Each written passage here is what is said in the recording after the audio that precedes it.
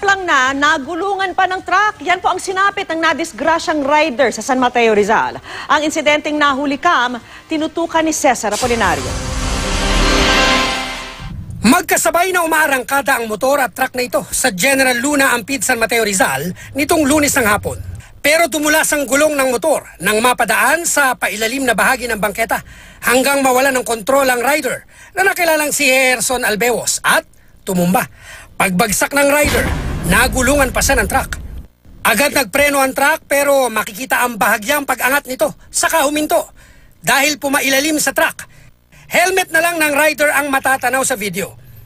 Nakita ng ibang motorcycle rider ang pangyayari kaya huminto rin sila at inalalayan ang biktima pati na ang driver na agad iniatras ang truck. Naialis lang si Albewos sa ilalim ng truck nang dumating ang rescuer at agad siyang dinala sa ospital. Napuruan ang kaliwang binti ni Albewos matapos madaganan ng gulong ng truck na nooy puno ng bakal at mga scrap material. Sa lalim ng sugat, hindi pa rin siya nakalalabas ng ospital.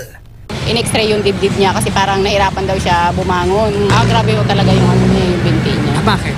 Kasi halos lahat nabalatan talaga yung natanggal yung balat.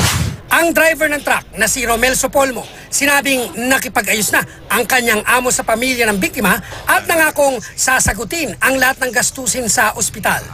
Ito, bumagsak na lang. Umano siya, nagater po siya.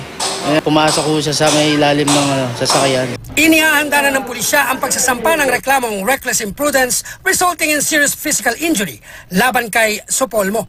Gayunman, pinag-iisipan ng pamilya ng biktima na makipagkasundo na lang basta tutulungan sila sa mga gastusin sa ospital. Cesar Apolinario, Nakatutok, 24 Oras.